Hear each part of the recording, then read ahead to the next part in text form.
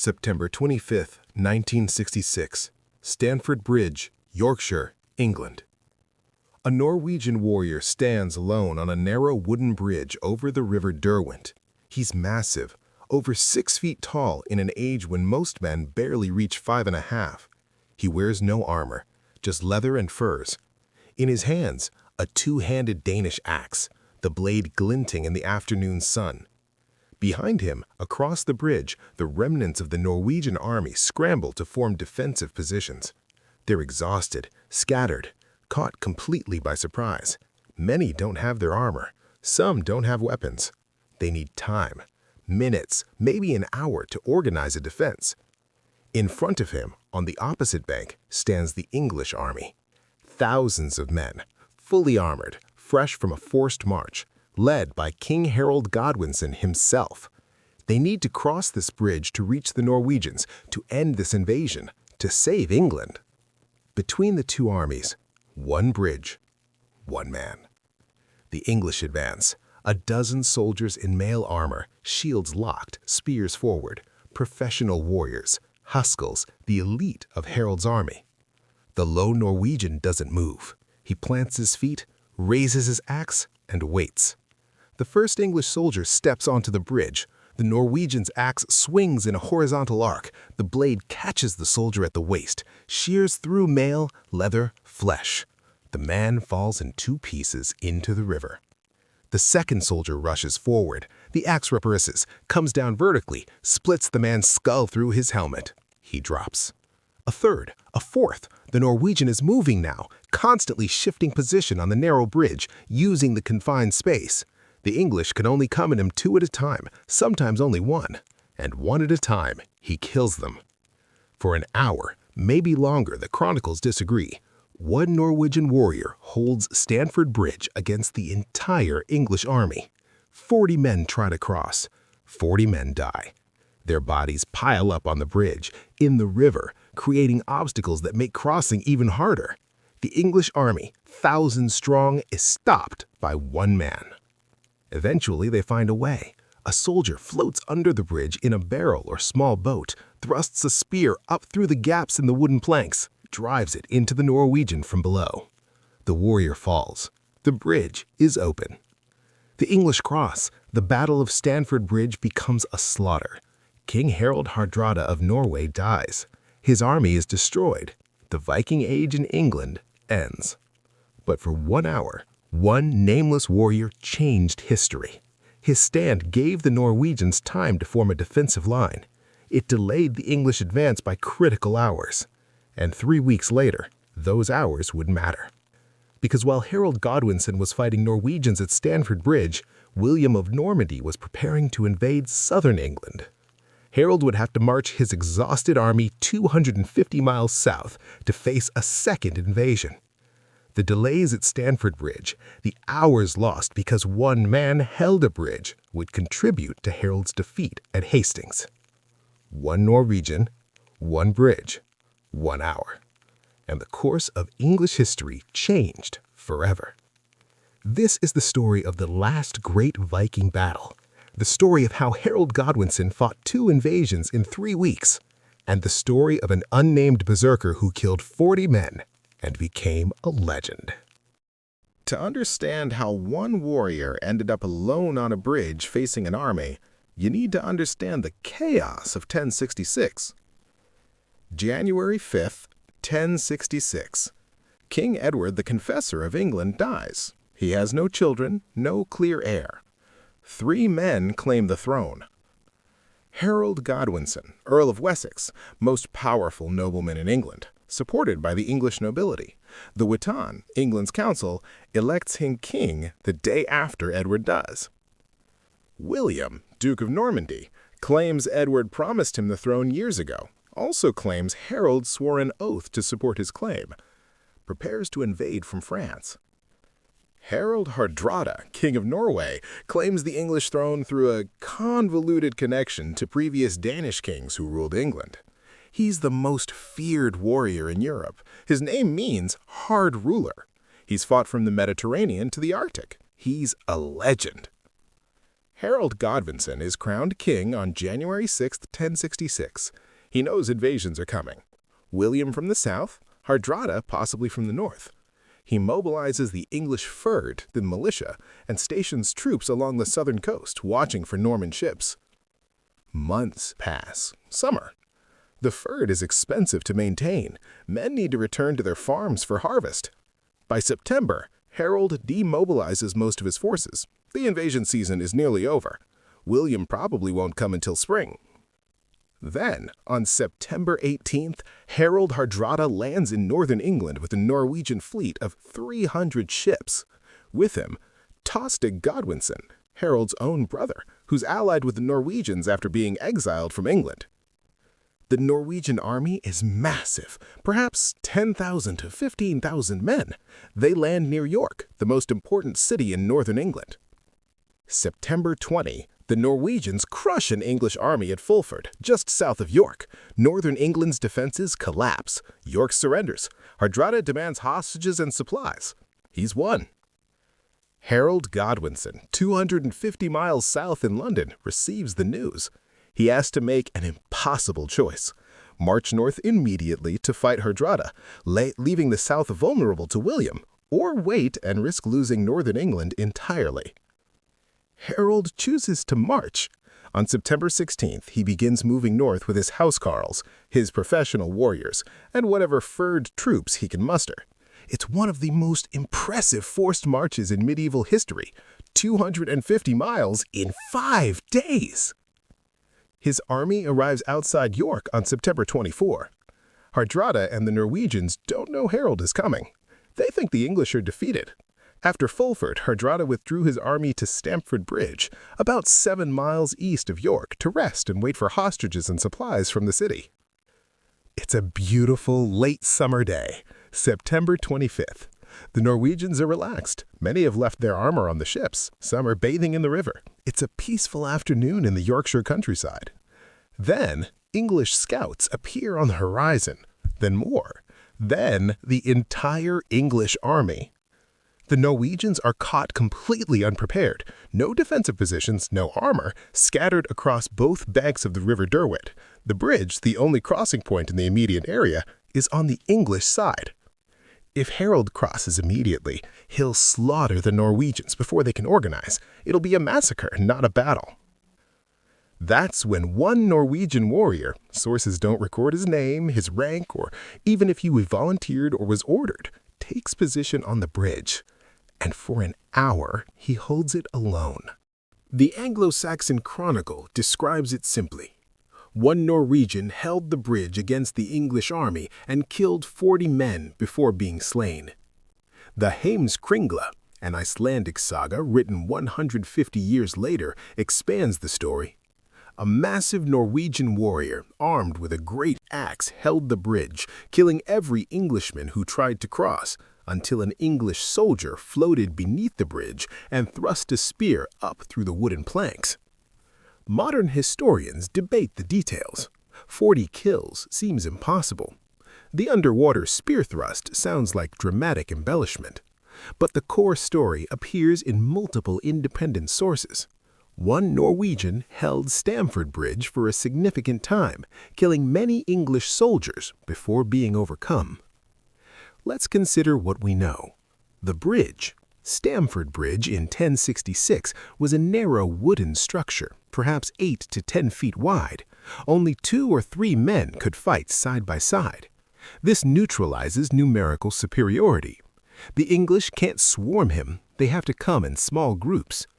The warrior, Norwegian warriors in 1066, were professional fighters. Many had served in the Varangian Guard, Byzantine Empire's elite Norse mercenaries. A veteran Varangian would have decades of combat experience, facing enemies from Muslim raiders to steppe nomads. If this warrior was Varangian, he'd be among the most skilled fighters alive.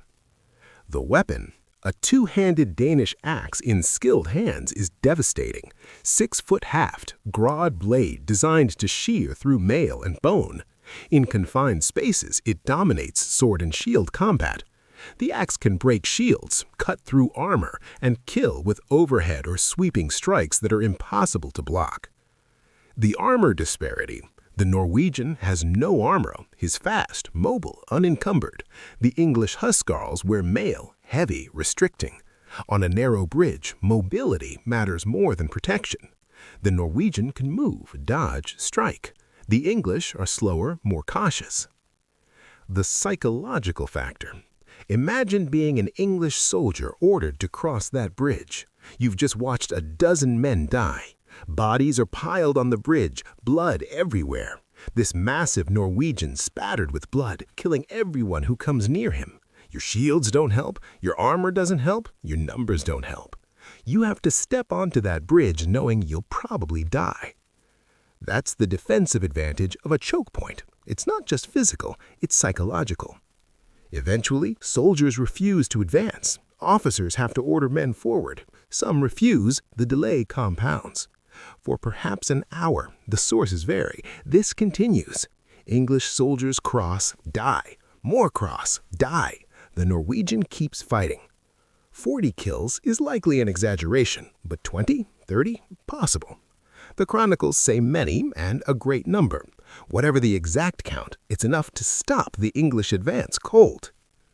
King Harold watches from the English side. He needs to cross. Every minute the Norwegian holds the bridge is a minute Hardrada's army uses to organize. Already, Norwegian warriors on the far bank are forming a shield wall. If Harold waits too long, the easy victory becomes a hard battle. Someone suggests negotiation. Send someone to offer the Norwegian wealth, land, anything to stand aside.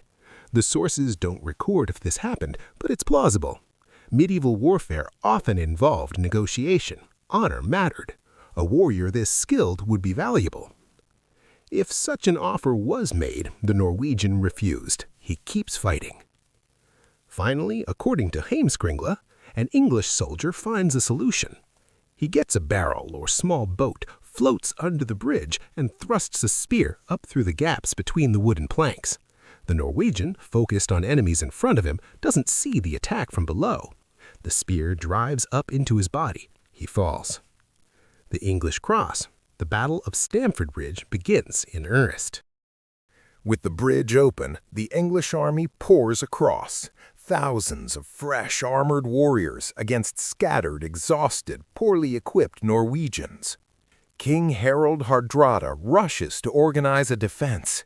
He's wearing his armor now, mail and helmet, and fighting in the front ranks. Medieval kings led from the front. Hardrada is famous for his size, strength, and combat prowess. At 50 years old, he's a living legend. The Norwegians form a shield wall on the east bank of the river. It's a desperate defensive position. Their backs are to open fields. No terrain advantage, no fortifications, just shields, spears, and courage. The English attack. Shield walls crash together. The battle becomes a brutal shoving match, punctuated by spear thrusts, axe strikes, sword cuts. Men in the front ranks die quickly. Those behind step forward, close the gaps, keep fighting. The Norwegians hold initially. Harold Godwinson, leading his own forces, can't break them. The English outnumber the Norwegians, perhaps 2 to 1, but shield walls equalize numbers. It becomes a battle of endurance. Who breaks first? Then Harold Hardrada is killed. An arrow strikes him in the throat. The King of Norway, one of the most feared warriors in Europe, drops dead. The Norwegian shield wall falters. Men see their king fall. Morale shatters. The English sense weakness, push harder. The Norwegian line begins to collapse. Tostig Godwinson, Harold's brother fighting for the Norwegians, tries to rally the survivors. For a moment it works. The line stabilizes. But Tostig is killed shortly after. Without leadership, the Norwegians break. The battle becomes a rout. English cavalry. Harold brought mounted troops, chased down fleeing Norwegians. The slaughter is comprehensive. Most of the Norwegian army dies. Some escape to the ships. Of the 300 ships that brought them to England, only 24 are needed to carry survivors home. King Harold Godwinson has won a complete victory. The Norwegian invasion is destroyed. England is safe. For 3 weeks. September 28, 1066. Harold receives news. William of Normandy has landed in southern England. The invasion Harold feared all summer has finally come. Harold's army is 250 miles north, exhausted from the forced march to Stamford Bridge and the brutal battle. His forces have taken casualties. His men need rest. But William is building fortifications at Hastings, raiding the surrounding countryside. If Harold waits, William consolidates. If Harold marches immediately, he fights a second major battle with tired troops. Harold marches. Another forced march south, another 250 miles. His army reaches the area near Hastings on October 13. They're exhausted. Many northern troops refuse to go farther. Harold's forces are smaller, more tired, less prepared than they were at Stamford Bridge. October 14, 1066. The Battle of Hastings. Harold's shield wall holds against Norman cavalry charges for hours, but fatigue matters. Mistakes happen. The Norman army feigns retreat, draws English troops out of formation, wheels around, and destroys them. Harold is killed, possibly by an arrow to the eye, though sources disagree. His army breaks. William of Normandy wins. By Christmas, he's crowned King of England. The Norman conquest begins.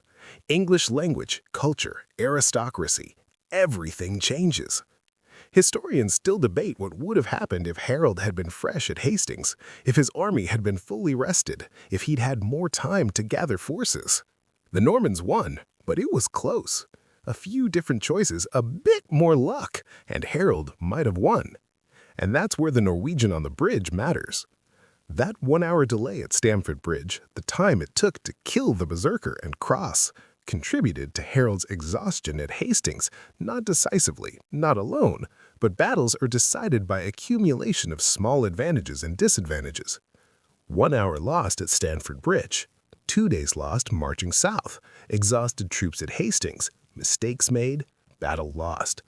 Could that one Norwegian warrior's stand have changed the outcome? Probably not directly, but it's part of the chain. Remove the bridge delay, Harold crosses faster. The Battle of Stamford Bridge ends sooner. His army rests longer. Maybe he's slightly fresher at Hastings. History doesn't work on single causes, but it does work on accumulations, and the berserker on the bridge is part of the accumulation that led to Norman England. Who was he? We don't know. The sources never name him. He might have been a Varangian Guard veteran returned to Norway. He might have been one of Hardrada's Huskarls. He might have been a berserker in the literal sense, warriors who supposedly fought in trance states, feeling no pain, fighting with supernatural fury. Berserkers appear in Norse sagas as elite shock troops. Whether they used drugs, ritual, psychological techniques, or were simply skilled warriors whose reputation grew in retelling, we can't say. But the term berserker comes from this era, from warriors like the one on the bridge. What we know, he chose or was ordered to stand alone against an army. He killed dozens of men. He gave his life to buy time for his comrades, and he succeeded. The Norwegians got their time. They formed a shield wall. They fought. They died as warriors, not as scattered fugitives cut down while fleeing. In Norse culture, this mattered. A good death in battle, weapon in hand, facing your enemies, meant Valhalla. The warrior on the bridge earned that death. He died exactly as a Viking warrior hoped to die, covered in enemy blood, having proven his courage, remembered in songs. The sagas celebrate him even though they don't name him. The Anglo-Saxon Chronicle, written by his enemies, acknowledges his stand. That's rare. Medieval chronicles usually dismiss enemy courage, but the English chronicler recorded it. One Norwegian held the bridge, killed 40 men, died heroically. That's the greatest honor a warrior can receive, recognition from the men who killed him. The Battle of Stamford Bridge marks the end of the Viking Age in England. For 250 years, Norse raiders and armies had attacked, conquered, and ruled parts of England. Danish kings sat on the English throne. Norse culture influenced English language, law, and society. Harald Hardrada was the last great Viking king to invade England. His death at Stamford Bridge ended an era. The Vikings never again threatened England with conquest. Norwegian and Danish kings turned their attention elsewhere, to the Baltic, to internal politics, to gradual Christianization. The warrior on the bridge became the symbol of Viking defiance. He's remembered in sagas, poems, and later literature. He represents the ideal Viking warrior, brave, strong, skilled, willing to die for his comrades and his honor. He's also remembered as a cautionary tale about the futility of individual heroism against historical forces. He held the bridge, he killed 40 men, he bought time, and it didn't matter. The Norwegians still lost, Harald still died, the invasion still failed. One warrior's courage couldn't change the outcome. But that's not quite true. His stand mattered to the men behind him. It gave them time to arm, to organize, to die as warriors instead of victims. It mattered to the English who had to cross that bridge, watching their comrades die, knowing they might be next. It mattered to King Harold, who lost an hour he needed. And it matters now, nearly 1,000 years later, because we still tell the story. We still remember the unnamed Norwegian who held Stamford Bridge. We still recognize courage, even in a losing cause, even from an enemy, even from someone whose name is lost to history. That's legacy, not victory, not survival, but memory. The warrior on the bridge didn't change history, but he's part of history. And sometimes, that's enough. Stamford Bridge still exists. It's a small town in East Yorkshire, about 7 miles from York. The modern bridge crosses the River Derwent at approximately the same location as the 1066 bridge, though the structure has been rebuilt many times. There's a memorial stone marking the battle site. Tourists visit. Historians debate the exact location of the fighting. Archaeological evidence is sparse. Bodies were buried or washed away. Metal artifacts were looted. Wood rotted. But the story persists. Every September, some years, historical reenactors gather at Stamford Bridge to commemorate the battle. They wear replica armor, carry replica weapons, and reenact the fighting. Someone always volunteers to play the berserker, to stand alone on the bridge and fight the English army. It's theater, not combat. Everyone knows how it ends. But for a few minutes, the warrior lives again, standing on the bridge, axe in hand, facing impossible odds. And for those watching, the story becomes real again. That's the power of historical memory. Events fade, names are forgotten, details become uncertain, but the stories persist, and in the stories, the dead live on. The warrior on the bridge fought for Norway, for his king, for his comrades. He lost, his army was destroyed, his king died, his cause failed. But nearly 1,000 years later, we still tell his story. We still remember his stand. We still recognize his courage. And in that recognition, he wins after all. 1 Norwegian, 1 bridge, 1 hour, and a legend that will outlive empires.